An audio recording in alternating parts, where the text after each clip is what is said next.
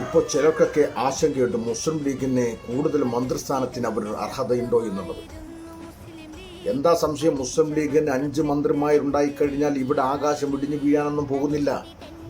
കേരളത്തിൻ്റെ സാമുദായിക സന്തുലിതാവസ്ഥക്ക് ഒരു കോട്ടവും തട്ടിട്ടില്ല, ഒരു പരിസ്ഥിതിക്കും ഒരു കോട്ടവും തട്ടില്ല.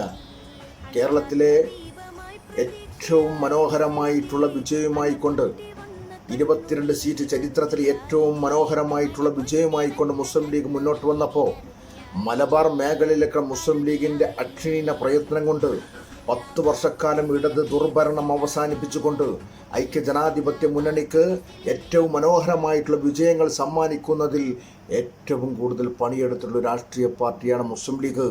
അവർക്ക് UDFിൻ്റെ ഉന്നതാധികാര സമിതിയിൽ ഞങ്ങൾക്ക് ഒരു മന്ത്രിസ്ഥാനം കൂടി വേണമെന്ന് ചോദിക്കാനുള്ള അർഹത അവർക്കുണ്ട്. അതല്ലാതെ ഏതെങ്കിലും സമുദായ നേതാക്കന്മാരുടെ തിണ്ണയിൽ പോയിട്ട് അരമനയിൽ പോയിട്ടോ ചോദിക്കാനുള്ളതല്ലല്ലോ മുസ്ലിം ലീഗിൻ്റെ മന്ത്രിസ്ഥാനം.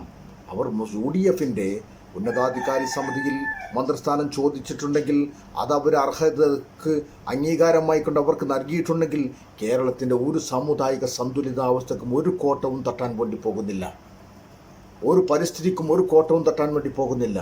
കഴിഞ്ഞ ഇടതുപക്ഷ ഭരണത്തിൽ 10-ലേറെ നായർ സമുദായത്തിൽപ്പെട്ട ആളുകൾ മന്ത്രിമാരായിട്ടുണ്ടായിരുന്നു.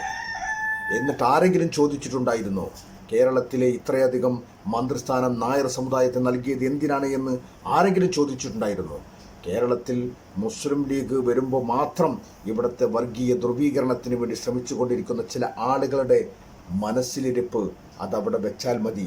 കേരളത്തിലെ പൊതുസമൂഹം അത് അംഗീകരിക്കാൻ വേണ്ടി പോകുന്നില്ല എന്നുള്ളതാണ് കഴിഞ്ഞ കാല തെരഞ്ഞെടുപ്പ് ചരിത്രം നമ്മെ ബോധ്യപ്പെടുത്തുന്നത്. മുസ്ലിം ലീഗിന് വോട്ട് ചെയ്തിട്ടുള്ളത് മുസ്ലിം സമുദായത്തിൽപ്പെട്ട ആളുകളൊന്നുമല്ല, മറിച്ച് ഈ മതേതര ജനാധിപത്യ മുന്നണി വരണമെന്ന് ആഗ്രഹിച്ചിട്ടുള്ള ഇതര മതസ്ഥരായിട്ടുള്ള ബഹുഭൂരിപക്ഷം വരുന്ന ആളുകളാണ് മുസ്ലിം ലീഗിനെ വിജയത്തിലേറിയിട്ടുള്ളത്. അതുകൊണ്ട് തന്നെ അധികാരത്തിലേറിയ കഴിഞ്ഞാൽ വിദ്യാഭ്യാസ വകുപ്പോ എക്സൈസ് അല്ലാത്ത എല്ലാ വകുപ്പും കൈകാര്യം ചെയ്യാൻ മുസ്ലിം ലീഗിന് യോഗ്യതയുണ്ട്. അതൊന്നും ചോദ്യം ചെയ്യാൻ ഈ സമുദായ നേതാക്കന്മാർ വളർന്നിട്ടില്ല എന്നുള്ളത് മനസ്സിലാക്കുന്നത് നന്ന്. ഇവിടെ ഹിന്ദുവും മുസൽമാനും ക്രിസ്ത്യാനിയും തോളോട് തോളൊരുമിക്കൊണ്ട് മുന്നോട്ട് പോകുന്ന ഒരു കേരളമാണ് നമുക്ക് വേണ്ടത്.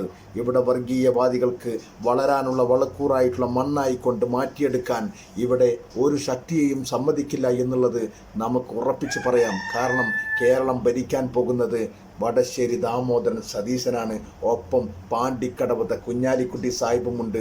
നിങ്ങൾക്ക് ഉറപ്പിക്കാം, സുതാര്യമായിട്ടുള്ള ഭരണം, വികസനത്തിൻ്റെ കുതിച്ചുചാട്ടവും കേരളം കാണാൻ പോകുന്നതേയുള്ളൂ.